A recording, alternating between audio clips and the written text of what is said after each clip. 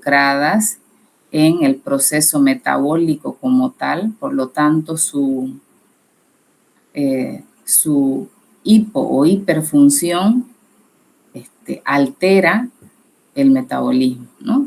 Ya sea lo acelera o lo hace mucho más lento, está muy relacionada con ello, ¿no? La insulina es otra, ¿no? Otra hormona muy conocida que está relacionada con la regulación de la glucosa, por ejemplo, ¿no? Hay otras que están relacionadas con el crecimiento y el desarrollo de nuestro cuerpo, tanto de células, de músculos, como de los huesos, ¿no? O sea, de todas nuestras células en realidad, ¿no? Hay otras que están relacionadas con la respiración, otras con la contractibilidad muscular e incluso con la reproducción, ¿no? Porque van a ver estas hormonas que están relacionadas con dos glándulas importantes, que son las glándulas sexuales en la mujer y en el hombre, ¿no? Que son los ovarios y los testículos, y que también son parte del sistema endocrino. Entonces, las hormonas son, en resumen, sustancias orgánicas producidas, como les dije anteriormente, por glándulas o tejidos endocrinos, pero la mayoría van a ver ustedes que son las denominadas, las diferentes glándulas que forman parte de nuestro cuerpo. Que por lo general, una vez que las liberan, estas pasan a la circulación y van a ejercer, como dice acá, su acción en otros tejidos, en otros órganos, generalmente muy distantes al lugar de donde hayan sido secretadas. ¿Cuál es el sistema endocrino? El sistema endocrino está conformado por diferentes glándulas, ¿ya? Entre esas glándulas tenemos a la hipófisis, ¿ya? Tenemos a la glándula pineal, tenemos a las glándulas tiroides, glándulas paratiroides, el timo también, las glándulas suprarrenales, el páncreas, que también forma parte del sistema endocrino, ¿no? Incluso el tracto intestinal también está relacionado, ¿ya? Y desde luego las gónadas, ¿no? Que son los testículos y los ovarios, ¿no? Si ustedes ven acá, también nos habla del hipotálamo, pero si miramos anatómicamente, el hipotálamo forma parte del sistema nervioso central, ¿no? Pero es por eso que se habla de esta ligación tan importante que existen entre estos dos sistemas, el sistema endocrino y el sistema nervioso. Y esa unión funcional e incluso estructural que se tiene entre estos dos sistemas está muy relacionado con el hipotálamo, que vamos a ver la importancia del hipotálamo para el sistema endocrino. Entonces, es importante determinar que el sistema endocrino desempeña, como dice acá, funciones de integración, de regulación y de coordinación en todo el organismo humano y que está muy relacionado, como les decía anteriormente, con el sistema nervioso central y también con el sistema inmune, ¿no? Que van a tener su participación. ¿Cómo se clasifican cómo se clasifican las hormonas? Porque hay clasificaciones, o vamos a ver una de las clasificaciones que está en base a la clasificación según su naturaleza química, ¿no? Entonces vamos a ver la clasificación de las hormonas según su naturaleza química, digamos, cuál es el origen según la estructura química de estas moléculas orgánicas que son denominadas hormonas. Y aquí vemos que las hormonas, por ejemplo, pueden poseer estructuras con orígenes muy diversos, ¿no? Entre ellos, orígenes proteicos, que si nosotros entramos en este metabolismo de las proteínas, podemos ver que están muy ligadas. Hay otras que tienen una naturaleza polipeptídica, hay otras que simplemente parten de un aminoácido, o sea, de determinados aminoácidos, aunque nosotros ya sabemos que los aminoácidos son la unidad monomérica o la base monomérica de las proteínas, ¿no es cierto? Pero hay hormonas que van a tener naturaleza proteínica, otras naturaleza polipeptídica, o sea, de cadenas de aminoácidos. Hay otros que, en cambio, tienen una naturaleza esteroidea, ¿no? O lipídica, que también le llaman, ¿no? Porque estos que tienen esa naturaleza esteroidea, vamos a ver más adelante de que su síntesis es a base del colesterol.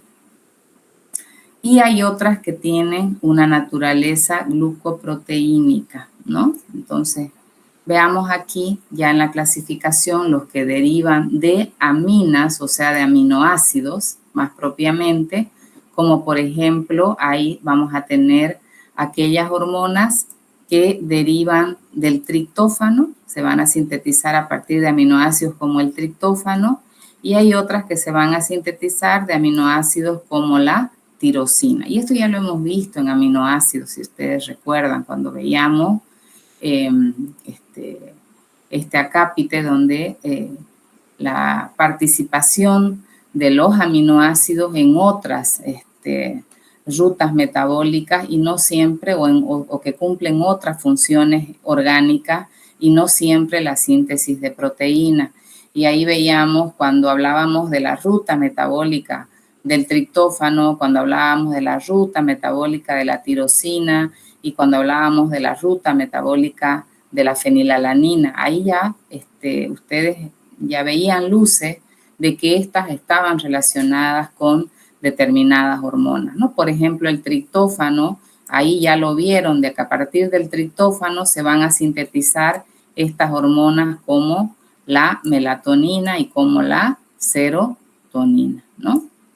Y a partir de la tirosina se sintetizaban, ahí ya veíamos que se sintetizan hormonas como la tiroxina y la triiodotironina. Por ejemplo, aquí hay un error en este cuadro. La tiroxina es la T4 y la triiodotironina es la T3, ¿no? Esta es la T3 y esta más bien es la T4, ¿no? Después, estas son algunas de las hormonas. Obviamente no están mencionadas todas las hormonas acá en este cuadro, ¿no? Son algunos ejemplos. Estas son algunas de las hormonas entonces que se sintetizan a partir de aminoácidos, como estos aminoácidos aromáticos que son el triptófano y la tirosina. Luego tenemos otro grupo de hormonas como el glucagón, por ejemplo, como la hormona antidiurética, la insulina, la hormona de crecimiento, que estas son hormonas que su origen lo hacen a partir de cadenas de polipéptidos, ¿no?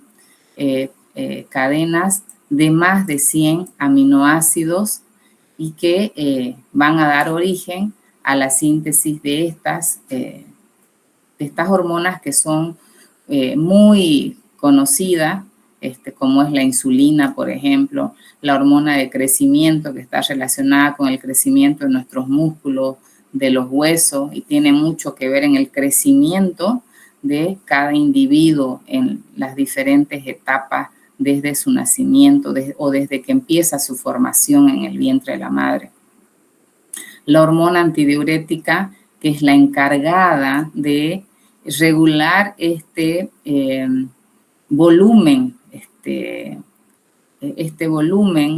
de líquidos en nuestro organismo, ¿no? Yo les decía hace rato que hay hormonas que se encargan de la reabsorción de líquido a través de los riñones, pues esta es la hormona que regula que no perdamos líquidos innecesariamente, ¿no? Y que esto nos puede llevar a consecuencias fatales si es que hay una pérdida excesiva de líquidos en nuestro cuerpo. Y la hormona del glucagón, que son hormonas pancreáticas que son sintetizadas por el páncreas, el glucagón y la insulina, ambas son hormonas que están relacionadas con la regulación de la glucosa, ¿no? Y ya sabemos todos la importancia de la glucosa en nuestro organismo. Luego vamos a tener otras hormonas que son, su síntesis se va a dar a partir de glucoproteínas, de proteínas unidas a un carbohidrato, a un glúcido, ¿no es cierto? Entonces, estas hormonas vendrían a ser, algunos ejemplos tenemos acá de la hormona folículo estimulante, la FSH, que se la conoce de esa manera, la hormona luteinizante, que se la conoce también como LH, y aquí tenemos a la hormona también conocida como tirotropina o también conocida como hormona estimulante de la tiroides. De ahí, de sus siglas en inglés, viene su abreviación de TSH. Muy conocida también esta hormona y que se la mide sobre todo para medir la evolución o la función de las glándulas tiroides, y vamos a ver por qué, junto con la tiroxina y la triiodotironina, son las tres hormonas que son importantes medirlas cuando se sospecha de que no hay una buena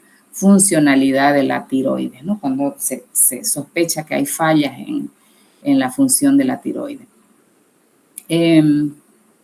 Luego vemos aquellas hormonas que son están en el grupo de las hormonas esteroideas, ¿no? Las hormonas lipídicas, como mencionábamos anteriormente, todas estas derivan del colesterol, ¿no? Este colesterol, que es el origen para la síntesis de todas estas hormonas lipídicas o esteroideas, y aquí tenemos algunos ejemplos, como la testosterona, por ejemplo, el estradiol, la progesterona, el cortisol, la aldosterona, que generalmente estas hormonas son sintetizadas, varias de ellas por, ¿cómo se llama? Las glándulas suprarrenales, ¿no? Pero principalmente cuando hablamos de glándulas suprarrenales, específicamente por la corteza suprarrenal, son sintetizadas varias de estas hormonas como el estradiol, como el cortisol, como la aldosterona, por ejemplo, ¿no? Bien, la regulación del sistema endocrino se basa principalmente entre interrelaciones del sistema nervioso central. También puede llegar a participar el sistema inmune e incluso el medio ambiente, ¿no? Hay hormonas que se van a, o glándulas que van a activar la síntesis de determinadas hormonas simplemente por estímulos en el mismo ambiente externo al organismo del individuo, ¿no? Como por ejemplo la adrenalina, ¿no? Su primera actuación cursará por terminaciones nerviosas en el hipotálamo, de donde partirán las órdenes para los diferentes órganos endocrinos. Esto es importantísimo, ¿no? Vean ustedes que dice que las principales órdenes, ¿de dónde parten? Del hipotálamo. El hipotálamo hemos dicho que es no es una glándula o un órgano que forma parte del sistema endocrino, no, sino más bien del sistema nervioso central.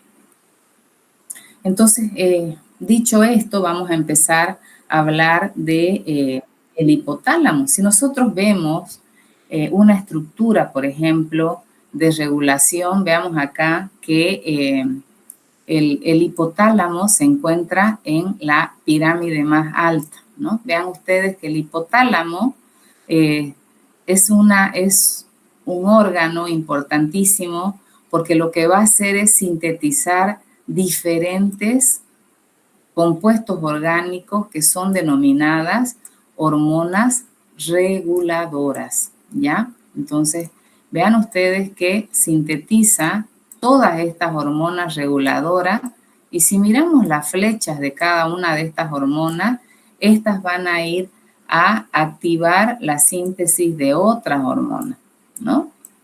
Vean ustedes. ¿Y quién sintetiza estas hormonas? Por ejemplo, acá estaría en esta parte estaría la hipófisis. La hipófisis se divide en dos lóbulos indispensables para el sistema endocrino, que son el lóbulo conocido como adenohipófisis y el otro que se conoce como neurohipófisis, que no está en este cuadro. Pero esta parte del lóbulo de la hipófisis, que es la adenohipófisis, vean ustedes que sintetiza diferentes hormonas, que son la hormona conocida como ACTH, que es la hormona adenocorticotrópica, ¿ya? La hormona tiroestimulante de la tiroide o estimulante, la hormona tiroestimulante o también conocida como hormona estimulante de la tiroides. También sintetiza a la hormona luteinizante, la hormona folículo estimulante, también sintetiza a la prolactina y también sintetiza a la hormona de crecimiento. Y vean ustedes que cada una de estas hormonas interactúa con otras glándulas y que van a interferir en la síntesis de otras hormonas. Vamos a hacer un seguimiento, por ejemplo, ¿dónde está? Esperen un ratito. ¿Me escuchan, no, chicos?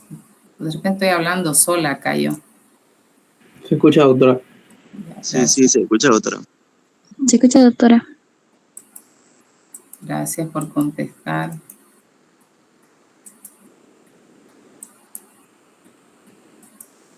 Bien. Vamos a ir, por ejemplo, viendo, yo les decía que el hipotálamo sintetiza, vean ustedes, estas hormonas que son tan importantes, que regulan a determinada glándula. En realidad todas estas, si nosotros vemos, ¿a quién van a regular? A la adenohipófisis, ¿no? A nivel de la adenohipófisis.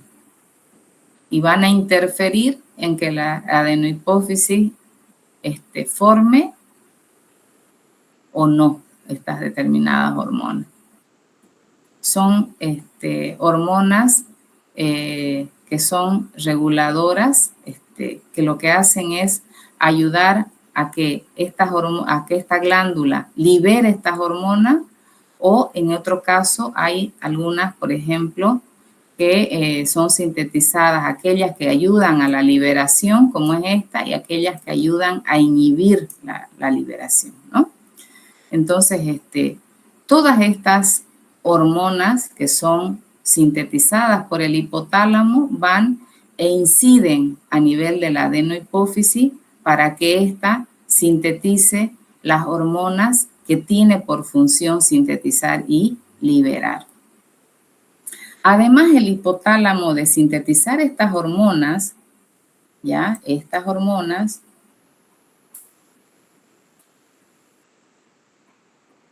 además el hipotálamo de sintetizar estas hormonas, que son la reguladora, la liberadora de la corticotropina, la liberadora de la tiroestimulante, la liberadora de la luteinizante, la liberadora y que esta también interactúa no solamente con la luteinizante, sino también con la folículo estimulante, y que también sintetiza la hormona liberadora de la prolactina y sintetiza también la hormona inhibidora de la prolactina, ¿no? En este caso, estas dos.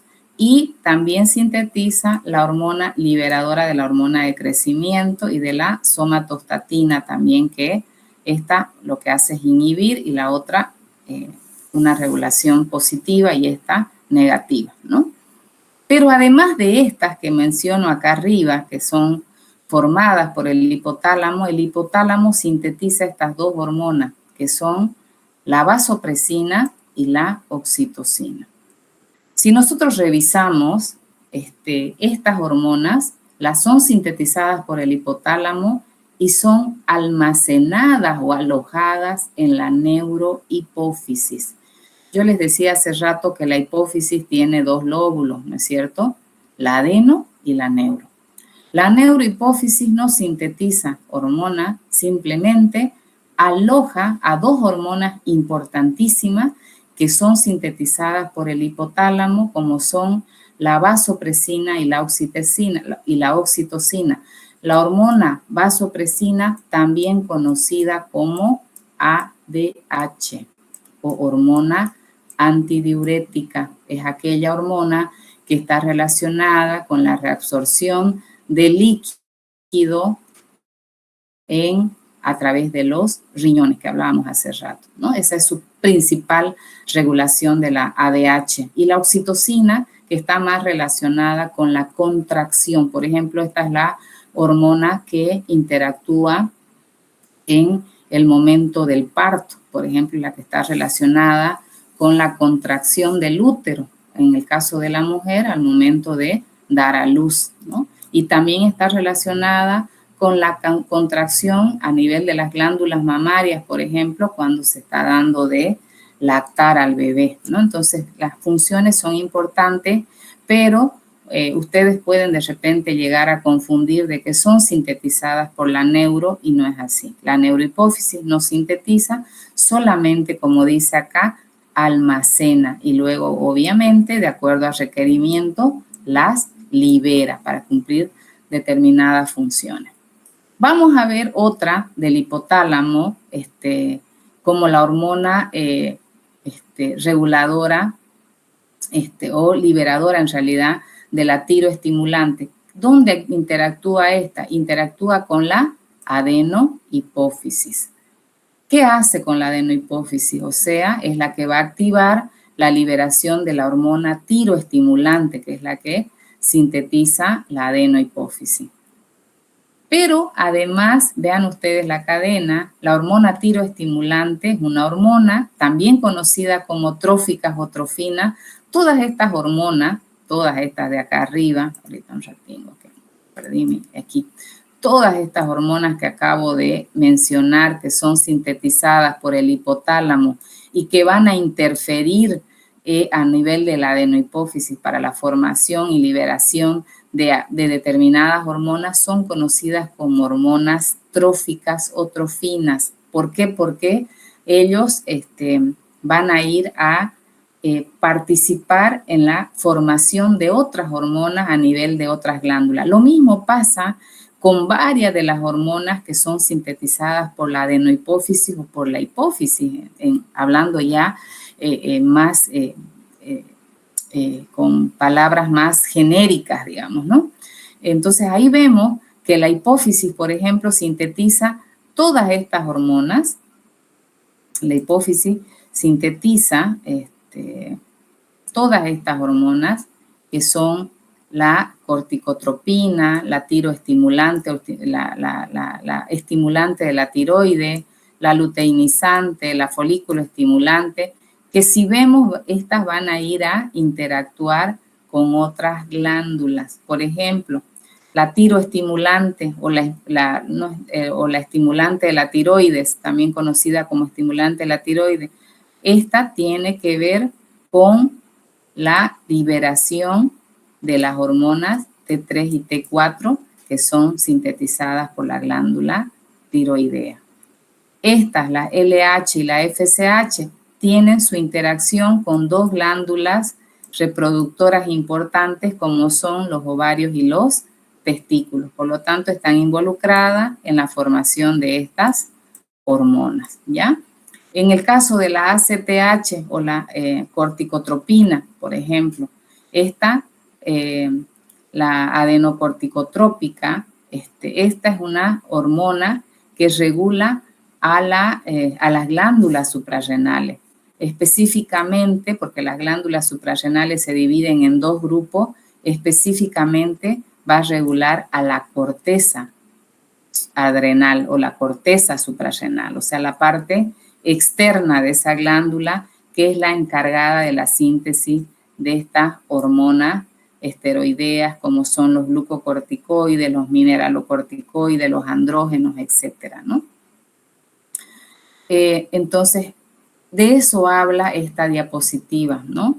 Que las hormonas tróficas que tienen son aquellas hormonas que tienen esa función de ir a regular a otras glándulas para la liberación de determinada o la síntesis de determinadas hormonas que tienen por función producir esas determinadas glándulas, valga la redundancia.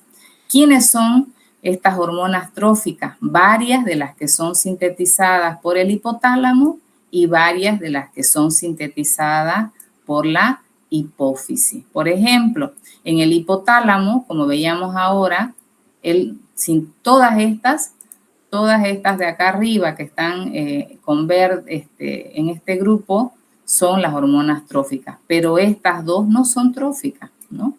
Estas dos no son tróficas y también son formadas por el hipotálamo, ¿no? Entonces, eso es lo que hay que diferenciar, de que el hipotálamo tiene tanto el hipotálamo como la hipófisis son glándulas importantísimas porque van a sintetizar estas hormonas que interfieren con la síntesis de otras en diferentes glándulas.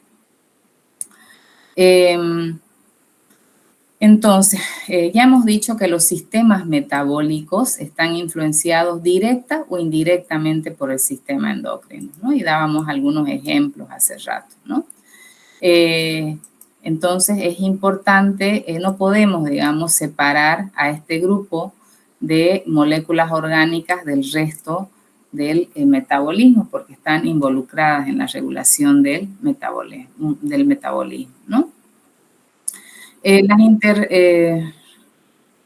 Entonces, las interrelaciones del sistema inmune, por ejemplo, y el sistema endocrino, parte del sistema inmune depende de las hormonas, como por ejemplo la hormona de crecimiento, la prolactina, ¿no? Y ciertos componentes del sistema inmune son similares incluso a los del sistema endocrino. Un ejemplo de esto son las citoquinas, por ejemplo, ¿no? Las citoquinas son consideradas también hormonas locales segregadas por los leucocitos y las células inmunitarias, ¿no? Como los macrófagos, por ejemplo, o los linfocitos y otras, ¿no? Entonces, es importante identificar eso. Vamos a hablar un poquito de los receptores. El tema de receptores es súper complejo y súper grande, pero vamos a ver de una manera muy superficial para que ustedes tengan por lo menos idea de cómo se clasifican o cómo interactúan. Las hormonas cumplen su función a nivel de nuestro organismo por la unión, una unión muy específica con alta afinidad que tienen estas moléculas orgánicas denominadas hormonas con determinados receptores en las diferentes células de nuestro organismo. Entonces, los receptores se unen a hormonas, como les dije yo hace ratito, con gran especificidad y con muy alta afinidad, ¿no? La interacción de hormonas receptores rápida, ¿ya? Es reversible también y de gran afinidad. Para muchas hormonas, la respuesta celular va a ser proporcional a la cantidad de hormona unida a un receptor, ¿no? Esto es importante y esto es, por ejemplo, una explicación de esta frase que tenemos acá es, por ejemplo, el tema de la diabetes, ¿no? Cuando hablamos de la diabetes, por ejemplo, que está relacionada específicamente con una de las hormonas que hemos hablado acá, que es una hormona pancreática, como es la hormona, la insulina, entonces hay una parte de diabéticos que están relacionadas con el receptor, ¿no? Con la respuesta que va a tener esta hormona a la calidad del receptor que tengan, ¿no? Estos receptores se los puede clasificar en dos grupos grandes, ¿no? Que son los receptores extracelulares y los receptores intracelulares. Los receptores extracelulares y los intracelulares. Los extracelulares se encuentran ubicados en la parte externa de la célula, ¿no? Son receptores que están ligados, como dice acá, a la membrana de cada una de las células, ¿no? Y los intracelulares, en cambio, como su nombre lo dice, están dentro de la célula y son receptores que se van a ubicar en el citoplasma de la célula o ya sea en el núcleo de la célula. Por lo tanto, podemos ver también que acá está muy relacionado este tema de cuáles son los receptores, digamos, a los que van a tener afinidad de determinadas hormonas, está muy relacionada acá con la polaridad, ¿no? Por ejemplo, aquellas hormonas que su estructura orgánica tengan unas características polar, vamos a ver que los receptores con los que tiene esa afinidad y esa alta especificidad están ubicadas en la parte externa de la célula, ¿no? En la membrana plasmática.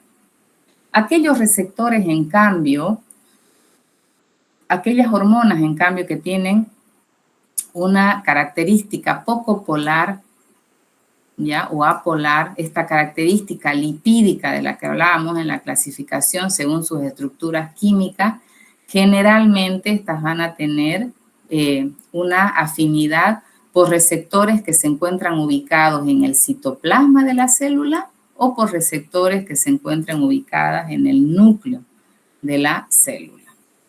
¿Cuáles son los receptores que nosotros vamos a ver en el grupo o dentro de esta clasificación de los receptores que se encuentran ligados a la membrana o en la parte externa de la célula? Aquí tenemos tres grupos importantes que son los receptores unidos a canales iónicos, ¿ya? Solo vamos a mencionarlos, chicos, porque esto es, si ustedes miran el capítulo de receptores es larguísimo, ¿no? Entonces, están acá los receptores unidos a canales iónicos, luego tenemos también los receptores unidos a la proteína G, ¿ya? Y otro grupo son los receptores unidos a enzimas, ¿no?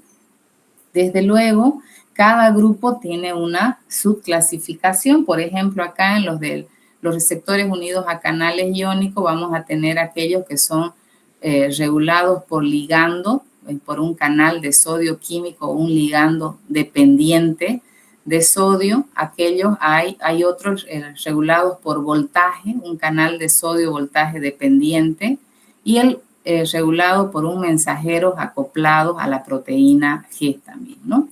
Y en el otro grupo tenemos los receptores unidos a la proteína G, aquellos que son activados por la adenilato ciclasa y están activadas por el AMP cíclico, los que son activados por la fosfolipasa C o activados por el diacilglicerol, ¿ya? Y el calcio, y aquellos receptores que están unidos a enzimas. Acá tenemos a la guanilato ciclasa activada por AMP cíclico, los receptores de tirosina sinasa que están relacionados con la vía JAK-STAR y los receptores unidos a tirosina sinasa que están relacionados con la vía RAS-MAC, ¿no? ¿Cuáles son estas hormonas que están sobre todo relacionados con este tipo de receptores? Acá vamos a tener las hormonas que tienen un origen proteico principalmente, las que tienen un origen polipeptídico, y dentro de ellas estarían las catecolaminas que tienen un origen amínico más que todo, ¿no? Pero no todas las aminas entran dentro de este grupo, ¿no? Por eso siempre hablamos de generalmente. Dentro de los intracelulares tenemos dos grupos, hemos visto los receptores que están ligados al citoplasma y los receptores que están ligados al núcleo. ¿Cuáles son acá las hormonas que están sobre todo relacionadas. En el caso del nivel de citoplasma, tenemos a las hormonas esteroideas como los mineralocorticoides, los glucocorticoides, los andrógenos, la progesterona, ¿no? Todas aquellas que derivan del colesterol, ¿no? Y luego tenemos las hormonas tiroideas, que estas tienen una característica nuclear exclusivamente, ¿no? Aquí están un listado de hormonas, por ejemplo, que están relacionados con las hormonas extracelulares asociados a la proteína G y que usan la adenilato ciclasa para activa y AMP cíclico. ¿Cuáles son estas? Toda esta lista de hormonas son aquellas que usan este tipo de receptores, ¿no? Como la angiotensina, la calcitonina, las catecolaminas, que ahí en las catecolaminas tenemos a la adrenalina, noradrenalina, al glucagón, la estimulante de la tiroides, las hormonas liberadoras de corticotropina, las hormonas luteinizantes, hormonas paratiroideas, secretina, somatostatina, ¿no? Toda una lista, son muchas las hormonas que utilizan esta vía, que son hormonas que tienen receptores extracelulares, si podemos observar, ligados a la proteína G. Luego tenemos este grupo también ligados a la proteína, que usan receptores ligados a la proteína G, como son la angiotensina 2, pero del músculo liso y vascular, las catecolaminas, pero que tienen receptores alfa, porque en este caso tienen dos tipos de receptores alfa y beta, la hormona liberadora de gonadotrofina, la liberadora de la hormona de crecimiento, la oxitocina, la vasopresina, ¿no? Son algunas. Los que usan las enzimas, vean ustedes, ligados a la guanilato ciclasa, acá tenemos al péptido natriureico auricular y el óxido nítrico. En este otro grupo, de los ligados a la tirosina sinasa activada por la vía JAT-STAR, tenemos a la insulina, de la conocida. En este otro grupo tenemos a la hormona de crecimiento, la prolactina, ¿no? Que son hormonas importantes.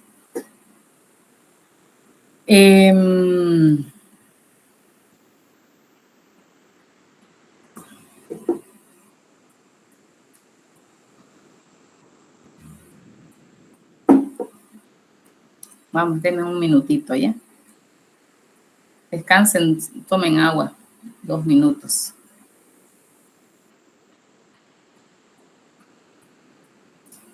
Yo hablo y ustedes toman agua.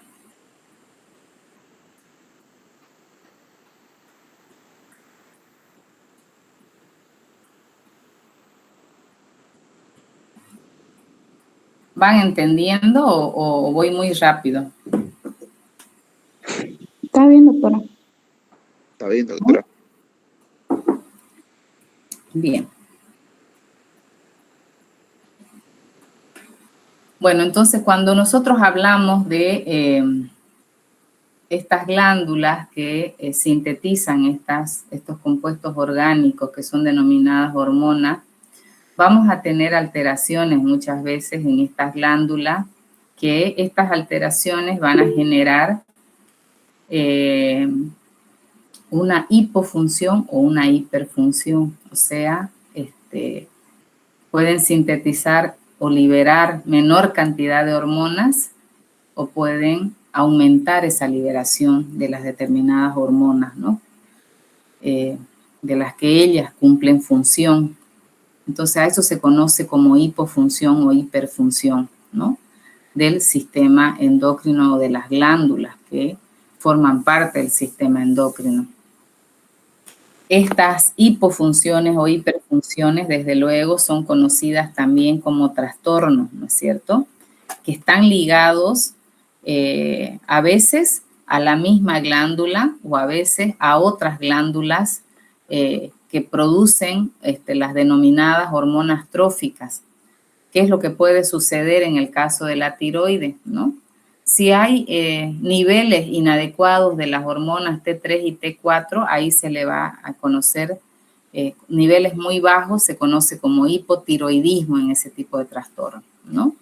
Y cuando hay un niveles, se sintetizan niveles mucho más de lo normal, digamos, en cantidades mayores a la que regularmente nuestro cuerpo necesita. A esto se conoce como, en el caso de la tiroides, cuando hay mayor producción de T3 y T4, se conoce como hipertiroidismo, ¿ya?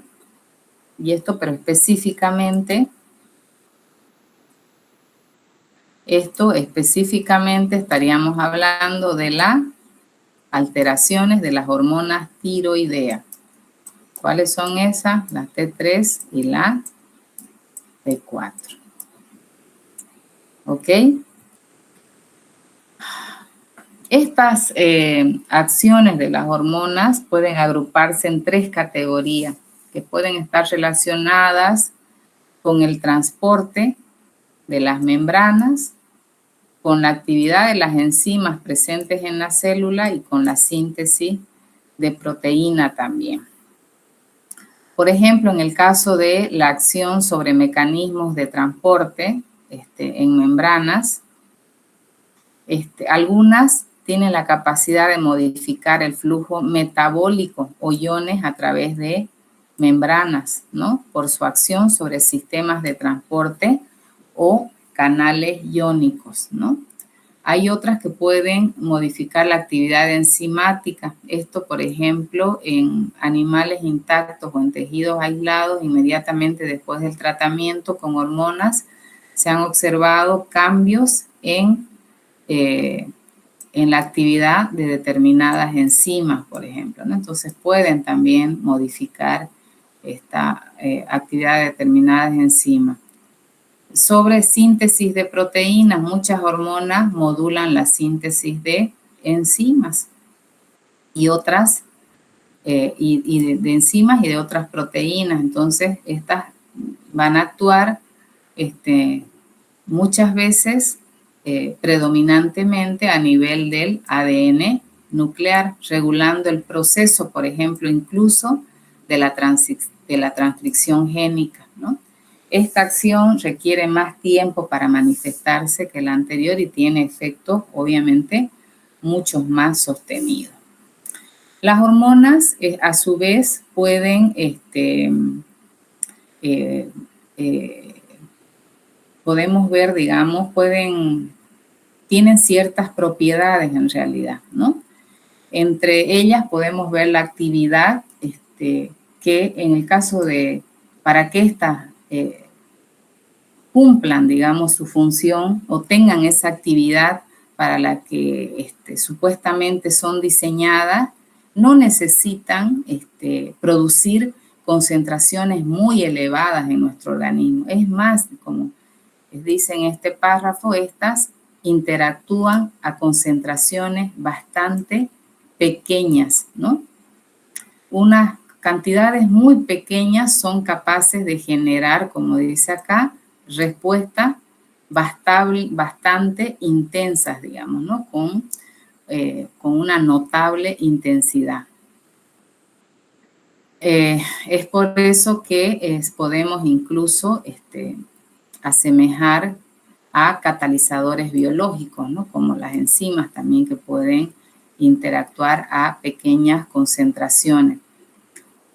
Es por eso, por ejemplo, que cuando hablamos de determinar los niveles de hormona a nivel de la sangre, las concentraciones que se van a determinar normalmente, que van a circular a nivel de la sangre y que nosotros queremos medir, digamos, para ver la funcionalidad, son concentraciones muy bajas, ¿no? Muy bajas. Es por eso que los métodos de diagnóstico, por ejemplo, que nosotros vamos a aplicar para medir o determinar las concentraciones de hormonas a nivel sanguíneo, tienen que ser métodos que detecten cantidades bastante pequeñas, concentraciones bastante pequeñas. De lo contrario, la sensibilidad de la prueba no va a ser, digamos, la correcta, ¿no? Concentraciones de los niveles pico nanomolar, ¿no? O de nano a micromolar, como dice acá. La vida media de las hormonas también es importante destacar que las hormonas tienen una vida media bastante corta, por lo tanto, su actividad biológica va a ser, no cumplen, digamos, actividades biológicas por largos periodos de tiempo, ya que estas van a ser degradadas en tiempos muy cortos. El promedio de duración, por ejemplo, de las hormonas puede durar desde segundos a días, ¿no? Entonces tienen un tiempo de vida media bastante corto, ¿no? Donde va a haber generalmente van a ser degradadas y desde luego nuestras glándulas van a volver a sintetizar nuevas hormonas, ¿no? O nuevos compuestos. La velocidad y el ritmo de secreción, en general, la secreción de las hormonas no es un proceso uniforme y sostenido, como dice acá, ¿no? Muchas veces la formación de las hormonas responden a estímulos del ambiente o del medio interno e incluso van a responder también a procesos fisiológicos, ¿no? Como es el caso de la hormona de crecimiento, por ejemplo, ¿no? El caso de la hormona de crecimiento va a depender en qué etapa de nuestra vida nosotros estemos para determinar y decir que estos son los niveles adecuados o no. También estos niveles y la secreción en muchos casos va a depender de las diferentes horas del día, ¿no? O sea, para hacer una determinación hormonal hay que conocer muy bien los parámetros específicos de cada hormona para poder hacer una determinación adecuada. Por ejemplo, en el caso de la insulina no es que vamos a constantemente el páncreas va a segregar insulina, va a segregar insulina de acuerdo a cuánta glucosa nosotros le metamos a nuestro cuerpo, ¿no? Entonces, no hay una velocidad, como dice, y un ritmo de secreción constante, sino va a depender, dependiendo de la hormona, diferentes factores son los que van a influir con su secreción en nuestro organismo, ¿no? La especificidad, una de las propiedades más notables, como dice acá, es su gran especificidad. ¿Por qué tiene esa gran especificidad? Ya lo hemos dicho en un inicio, ya que estas actúan en base a receptores hormonales, ¿no? Y estos receptores, desde luego que están ubicados en órganos blancos, en órganos diana, en órganos objetivos, donde estas hormonas van a tener una afinidad y una alta especificidad, ¿no? Entonces, esa especificidad es bastante elevada, ¿no? Por lo tanto, cuando hablamos de propiedades de las hormonas, podemos hablar en resumen de que la actividad cumplen su actividad a pequeñísimas concentraciones que tienen una vida media bastante corta de horas, de segundos a día, que tienen una elevada especificidad ya que interactúan con receptores específicos y en órganos dianas específicos y que tienen una velocidad de secreción y ritmo muy variable, que no es constante y que esta velocidad o la misma secreción va a estar relacionadas con diferentes estímulos. En el caso de la determinación de las hormonas, tenemos diferentes ensayos en un abanico, digamos, de métodos. Entre ellos podemos clasificar los ensayos biológicos que son ensayos que se hacen, espérenme un ratingo, otra vez lo perdí, ya, que son, tenemos los ensayos biológicos, por ejemplo, y tenemos los ensayos químicos, ¿no? Y tenemos los ensayos químicos, ¿no? Veamos que los ensayos biológicos, por ejemplo, estos están relacionados a ensayos que se dan particularmente en organismos vivos, ¿ya? Estos organismos vivos pueden ser in vivo, ¿ya? O pueden ser in vitro. Cuando estamos hablando de in vivo, estamos hablando de animales vivos, ¿no? Donde vamos a ver la distribución biológica y la interacción biológica de determinadas hormonas. Y cuando estamos hablando de in vitro, estamos hablando de células vivas que son mantenidas en un ambiente adecuado que le van a dar ese ambiente, le da todas las características para que estas células continúen su división y continúen vivas. Entonces se puede también ver interacciones en este tipo, ¿no? En resumen, son determinaciones que hacen en organismos vivos, ya sea in vitro o in vivo. En cambio, en el caso de los ensayos químicos, estas utilizan técnicas corrientes de aislamiento y purificación. Acá podemos hablar de métodos tan complejos como la cromatografía, por ejemplo, la electroforesis, la extracción fraccionada con diferentes solventes y posterior determinación de la hormona mediante métodos químicos específicos, ¿no? Con estas técnicas se obtiene una medida de la cantidad absoluta de la hormona. En general, ¿cuál es el problema que tienen estos métodos químicos? Tienden a ser muy laboriosos y no siempre son aplicables a hormonas que tienen una naturaleza proteínica, por ejemplo, ¿no? Que son muchísimas. Por otra parte, la sensibilidad de las técnicas a veces no pueden, digamos, no tienen esa sensibilidad que se requiere, ya que las concentraciones de las que estamos hablando, de estas hormonas, como hablamos anteriormente, son concentraciones, estas actúan a concentraciones bastante bajas, ¿no? Entonces, a veces eso hace de que no sean muy aplicables todas estas técnicas que hemos mencionado, como la cromatografía, la electroforesis, ¿no? En este caso. Lo que se hace ahora, hoy en día, se han hecho métodos que ustedes ya me imagino que los conocen, porque ya la mayoría de los que están en esta materia seguramente han llevado inmunología, ¿no? Y en inmunología tenemos un grupo de técnicas que se basan en la reacción antígeno-anticuerpo, ¿no? Y que esta reacción antígeno-anticuerpo se puede medir con diferentes técnicas, ¿no? Que si bien tienen mucha similitud en cuanto a fundamento, tienen algunas variaciones de técnica a técnica, ¿no?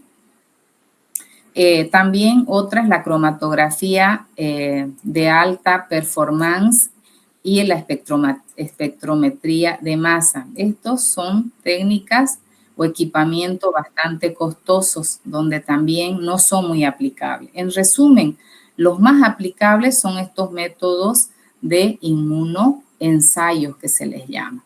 Dentro de estos métodos de inmunoensayos, que son los que se utilizan muchísimo ahora en el laboratorio clínico, tenemos a los métodos como el radioinmunoensayo, tenemos a otros métodos como el enzimo-inmunoanálisis o el conocido como ELISA, que seguramente ustedes ya han hecho en inmunología, y tenemos también técnicas como la quimioluminiscencia, técnicas como la electroquimioluminiscencia, técnicas como la que ustedes hicieron en la última práctica, que es la inmunocromatografía, que son métodos rápidos y sencillos, que también se basan en la reacción antígeno-anticuerpo, ¿no?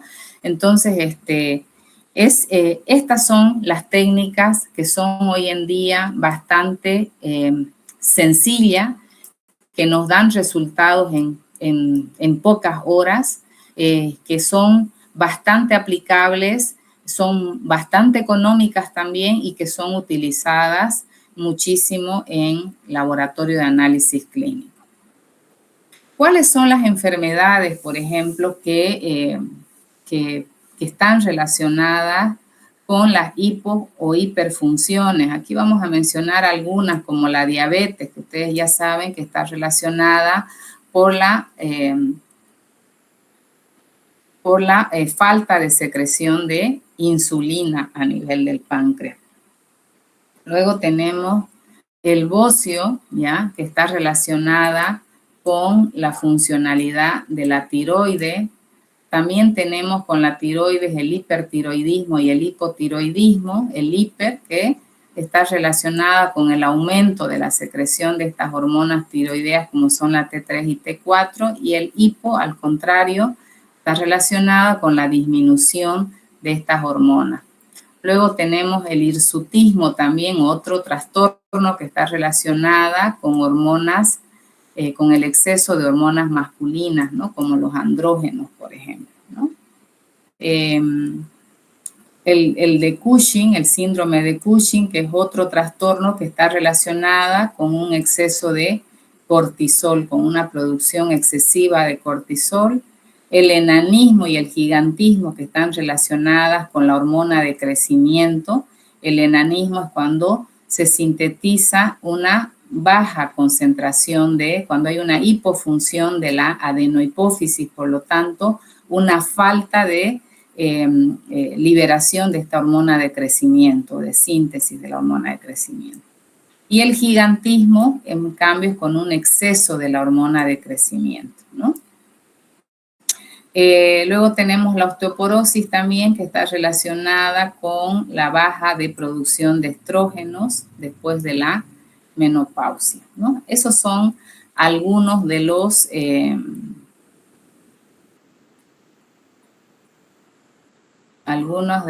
los trastornos. Vamos a avanzar hasta hipófisis, no me acuerdo hasta dónde avancé con el otro grupo. Sí, seguimos.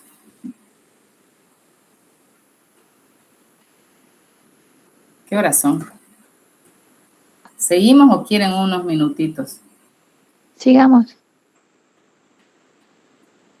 A ver qué han entendido hasta ahora. A ver, cuéntenme para que sigamos.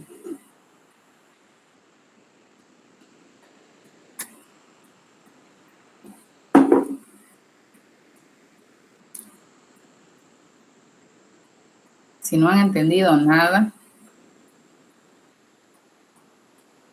da lo mismo que yo les dé la clase o los mande a leer su libro, ¿no les parece?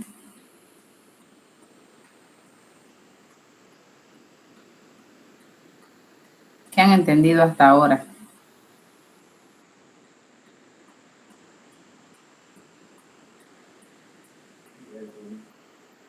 Doctora, una consulta. Sobre el tema, ¿tenemos que estudiar cada hormona y lo que hace o solamente así de forma muy general?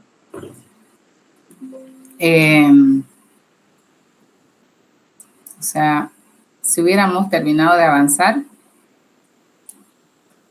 sí les pediría, digamos, que hagan eso. Pero ahorita, ¿qué me interesa a mí? Por lo menos, que sepan cómo está conformado el sistema endocrino, ¿ya? Cómo se clasifican las hormonas, las propiedades de las hormonas, la parte de receptores de una manera muy genérica, como lo hemos visto, y además me interesa que sepan qué hormona sintetiza cada glándula. Básicamente eso. ¿Ok? Está bien, doctora, gracias. ¿O piensan que es mucho? ¿Está bien, doctora? Está bien, doctora. Está bien, y ni siquiera han entendido nada.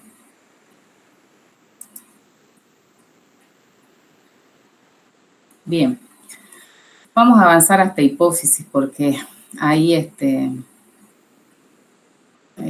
importante. Entonces hemos dicho que el hipotálamo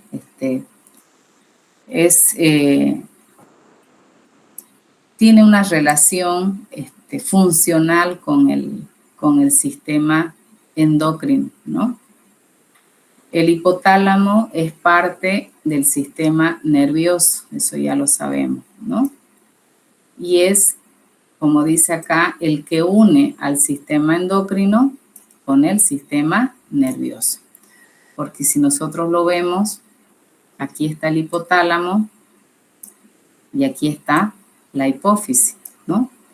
Entonces, la relación que hay entre la hipófisis y el hipotálamo no es solamente una relación estructural, no es que solo sean vecinos, sino que además el hipotálamo, como lo hemos visto en ese esquema que veíamos hace rato, sintetiza hormonas que interfieren con la hipófisis, ¿no? Porque tanto el hipotálamo como la hipófisis sintetizan hormonas tróficas, llamadas tróficas o trofinas. ¿Por qué se les llama así esas hormonas? Vuelvo a recalcar. Porque estas hormonas interactúan o tienen que ver con la funcionalidad de otras glándulas. Como es el caso del hipotálamo, va a ir a interferir ¿a quién? A la hipófisis. Específicamente, ¿qué parte de la hipófisis? La adenohipófisis. Entonces, este hipotálamo sintetiza esas hormonas que se encargan de ayudar a que la adenohipófisis libere ciertas hormonas o inhiba la liberación de ciertas hormonas, ¿ya? Entonces, la ligación o la relación que hay entre el hipotálamo y la hipófisis es una relación no solamente estructural anatómicamente, sino también funcionalmente, ¿ya? ¿Cuáles son esas hormonas? Ya lo hemos visto, ¿no? En el cuadrito, en este esquema, que no sé si está acá de nuevo. No, no está acá.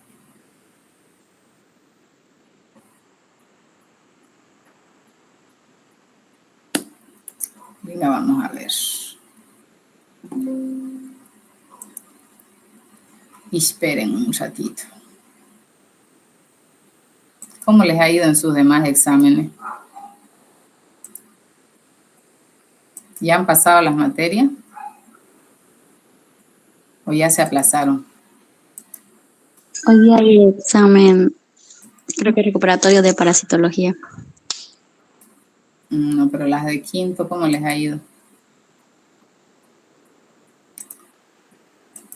¿Se aplazaron o no? Más o menos, doctora. Pero no estudian también ustedes, chicos.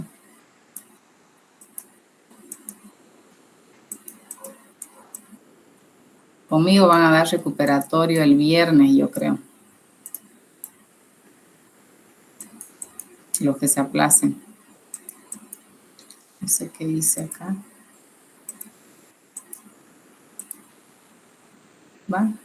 Ah, ya sé por qué. Bien.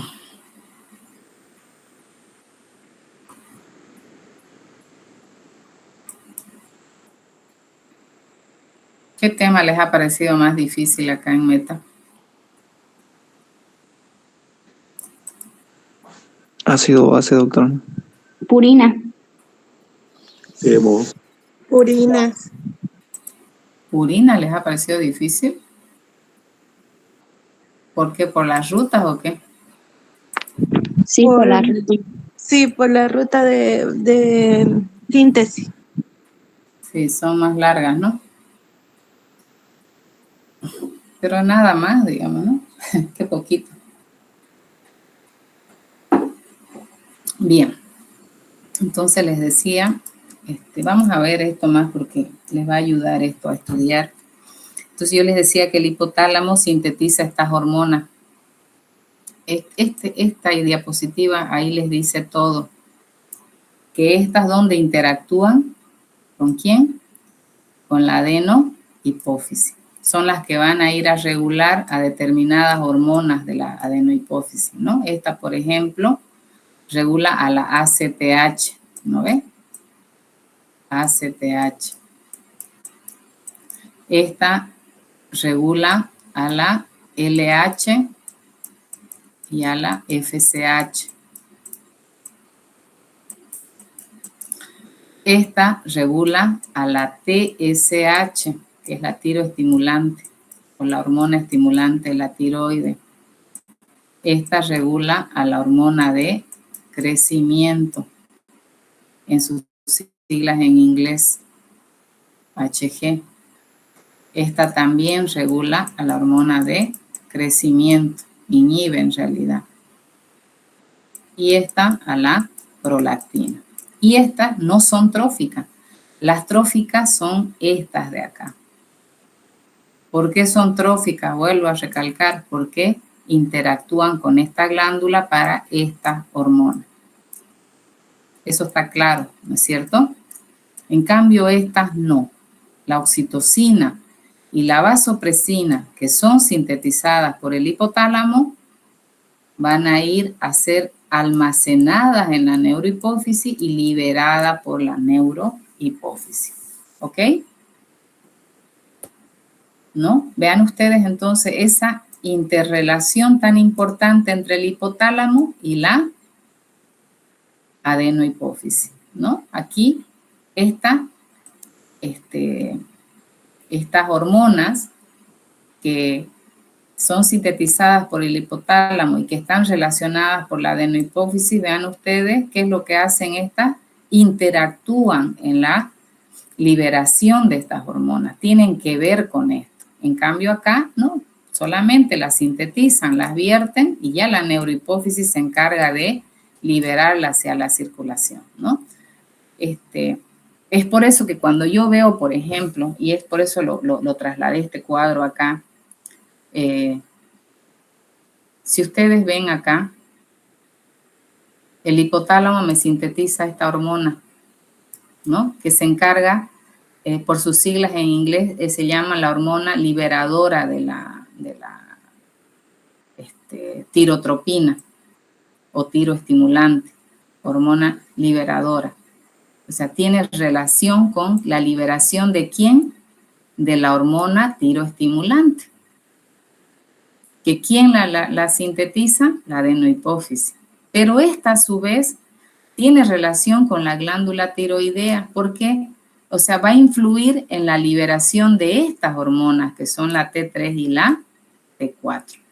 Cuando yo veo un cuadro aquí a este nivel de hipofunción, por ejemplo, si yo veo un hipotiroidismo, ¿qué quiere decir hipotiroidismo? Quiere decir que hay una baja de estas hormonas a nivel sanguíneo. Si yo veo un hipotiroidismo o un hipertiroidismo, no exclusivamente voy a pensar en la tiroides. También tengo que pensar que el bloqueo no es acá.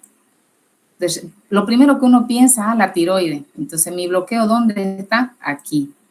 No siempre es así. Es posible que el bloqueo no esté en la tiroides, sino más bien esté ¿dónde? En la adenohipófisis. Puede estar acá. Y el defecto puede estar relacionado si está acá el defecto va a estar relacionado acá. O es posible, en cambio, de que el defecto del que estamos hablando no esté ahí, sino esté aquí en el hipotálamo. Y si hablamos del hipotálamo, que el hipotálamo algo esté sucediendo que no esté sintetizando esto. Entonces el bloqueo va a ser acá. Entonces el endocrinólogo, ¿qué es lo que tiene que hacer? Darle prueba a ese paciente que ve que su metabolismo está acelerado o lento porque las hormonas tiroideas regulan el metabolismo y su aumento, su disminución está muy relacionado a todo el metabolismo celular como tal. Vean ustedes que si el médico detecta una alteración y piensa que es un hipo o un hipertiroidismo, tiene que buscar dónde es la causa. Si la causa está acá, si la causa está aquí y si la causa está aquí. Entonces le va a pedir una serie de hormonas que lo que va a hacer es ir mirando dónde está la alteración. La alteración es en la T3 y T4 solamente. De repente la alteración también es en la TSH y así sucesivamente. O sea, no es solamente mirar esta glándula, sino ver cuál es la cadena de cascada que podemos tener en esa producción de esas hormonas. ¿Ok?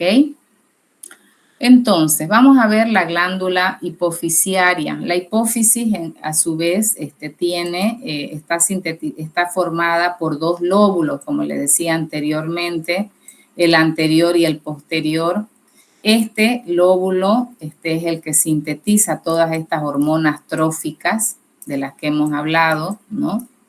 Y vean ustedes que tiene una relación estructural con el hipotálamo y funcional, ¿no? Y esto nos indica, ¿no?, la funcionalidad. Entonces, hay hormonas que el hipotálamo sintetiza y que interactúan con células que producen ciertas hormonas en la hipófisis anterior, y hay hormonas que el hipotálamo sintetiza y las vierte directamente en el lóbulo posterior, que es la neurohipófisis. Esta es la adeno y esta es la neurohipófisis. Bien, entonces, ¿qué podemos ver acá? Que el hipotálamo tiene esas hormonas hipotalámicas que son vertidas y que son liberadas por la neurohipófisis, como son la oxitocina y la vasopresina, y además tiene estas hormonas tróficas que interactúan con la hipófisis anterior, o conocida también como adenohipófisis, ¿no?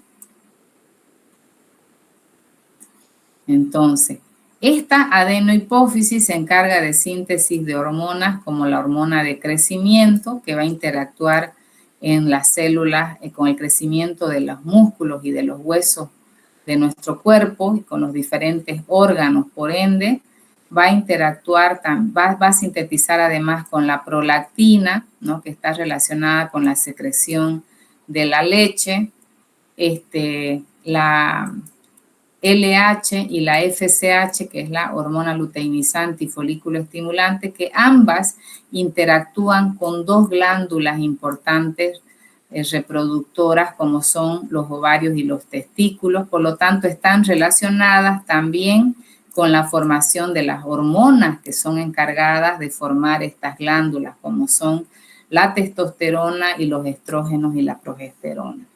Luego también la adenohipófisis sintetiza la ACTH, que la ACTH tiene también es una hormona trófica porque va a ir a actuar a nivel de la corteza suprarrenal, que es la que sintetiza estas hormonas esteroideas, también llamadas hormonas corticales. También sintetiza a la TSH, que es la hormona tiroestimulante, que esta va a ir a interactuar con la glándula tiroides. Por lo tanto, están relacionadas con la síntesis de las hormonas tiroideas, que son la T3 y la T4. En cambio, la oxitocina, que es vertida del hipotálamo a la neurohipófisis y luego liberada por la neurohipófisis, esta interactúa con la contracción muscular, por lo tanto está relacionada con la contracción del útero, ¿ya?, en el caso del parto, y con la contracción mamaria en caso de la succión, digamos, de la leche a través de la succión del bebé para alimentarse, ¿no? Esa contracción muscular está relacionada con esta función de esta hormona. Y la ADH, o también conocida como vasopresina, o también conocida como hormona antidiurética por sus siglas ADH, está relacionada con la reabsorción del líquido, del agua, si ustedes quieren, de electrolitos a nivel de ¿quién? De los riñones. Principalmente ¿dónde? De las células tubulares a nivel de los riñones. Entonces, podemos decir que la adenohipófisis sintetiza ¿a qué hormonas? La ACTH, que es conocida también como adenocorticotropa, o hormona adenocorticotropa, la FSH, que es conocida como folículo estimulante, la LH, que es conocida como luteinizante, la TSH como estimulante de la tiroide, la GH, que es conocida como hormona de crecimiento, por sus siglas en inglés se la conoce como GH, y la prolactina, que también es sintetizada. Estos son los tipos de células que se encuentran en la adenohipófisis, que son las encargadas de sintetizar cada una de estas hormonas. Y bueno, y aquí ya entramos a ver qué hace la ACTH. Yo creo que ya eso ustedes denle una mirada. No vamos a entrar ya en detalle porque es bastante contenido y no voy a pretender darles todo el tema, que es larguísimo, en un solo día. Entonces, mínimamente yo quiero que ustedes se hagan un esquemita donde me digan glándulas y hormonas que se sintetizan en esas glándulas, ¿ya? Y que miren y vean sobre todo la interrelación con las diferentes glándulas que puede haber de estas hormonas tróficas que son sintetizadas no solamente por el hipotálamo, sino también por la adenohipófisis. ¿Ok? Me ponen sus nombres, por favor. Creo que ya han puesto, ¿no? En el chat. Sí, doctora, ya pusimos.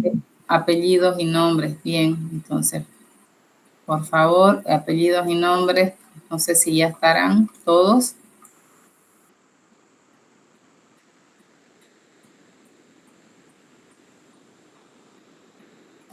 Nos vemos el lunes entonces, chicos, ¿ya? A las 5 de la tarde. Hasta luego, doctora, gracias. Doctora, Chao, chao. ¿no será que lo puede retrasar el examen para las 5:30, por favor?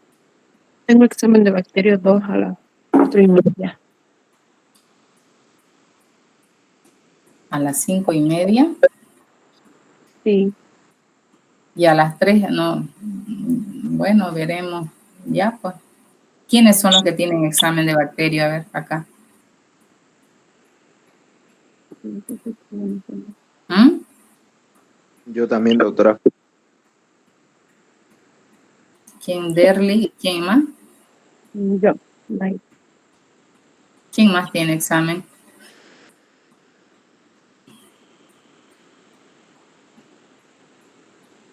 Yo igual tengo, doctora.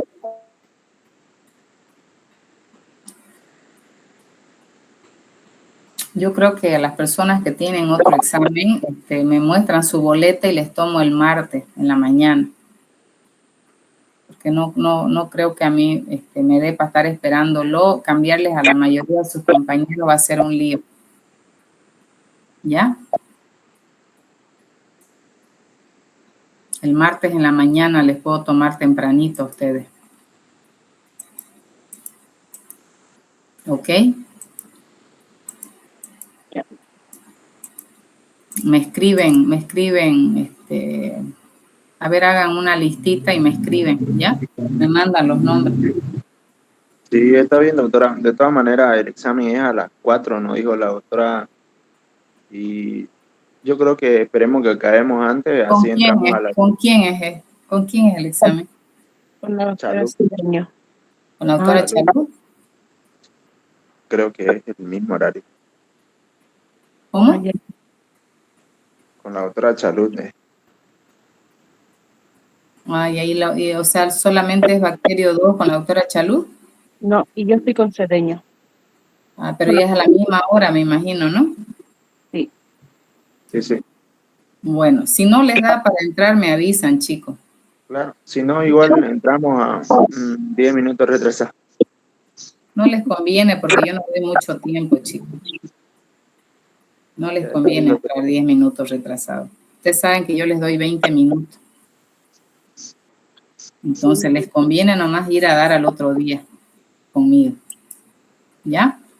Ya. Ok, pero me avisan, pues. Me van y me avisan de todas maneras. Bueno, está bien. Gracias, doctora. Ya. Chao, chicos. Hasta